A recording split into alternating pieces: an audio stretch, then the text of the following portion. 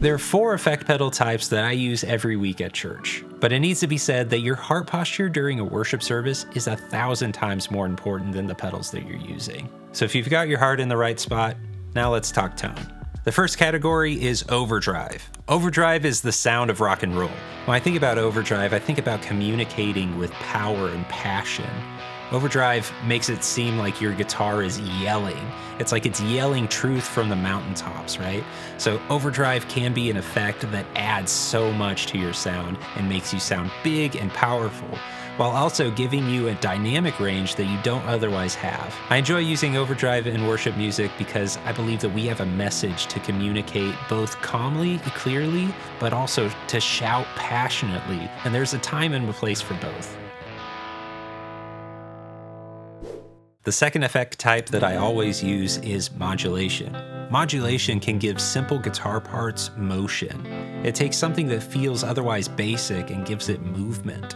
The other thing that's cool about modulation is it's sort of reminiscent of specific decades. So I think of like tremolo for the 60s and phaser for the 70s, even chorus for the 80s. So maybe the next time you use a modulation pedal, think about God's goodness through the years and how He's always been there, He's always been faithful.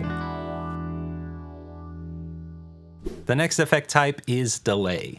I use delay in 2 main ways. I either use it as an effect, think something that's like very rhythmic, like a dotted eighth sound, or like a slapback, or I use it much more subtly just to fill in the gaps. And actually, I wonder if delay itself has had such an impact on worship music because of the influence of bands like U2 and Coldplay, bands that have maybe only one electric most of the time, but that one electric has this larger-than-life sound. I could see that being appealing for worship team guys that might be the only electric on stage and feeling like they need to fill the space.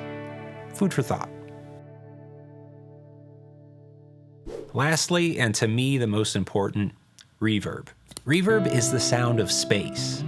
And no, not outer space, because outer space doesn't have a sound. There's no reflections, so it can't have a sound if there's no reflections, right? Am I the only one thinking about this? That thought may or may not ruin all of Eventide's marketing. Reverb is the sound of the space that the guitar amp lives in.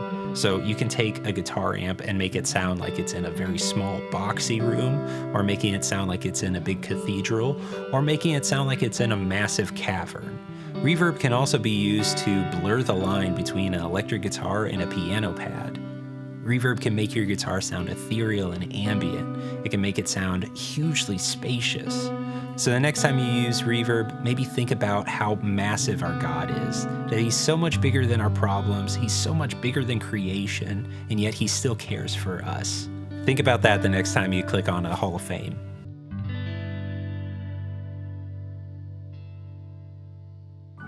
So those are the 4 effect pedal types that I use every week making worship music. Now, if you've made it all the way through this video and you've heard me share a little bit about my faith, if you don't have a relationship with Jesus, I'd love to continue the conversation. Hit me up on Instagram, you can DM me there directly, we can talk about what that looks like. For the rest of us, if you just want more pedal content, I made a video where I talk about gain staging and specifically how I go about that. You can check that out here, or there's a link in the description. Till next time, keep getting better.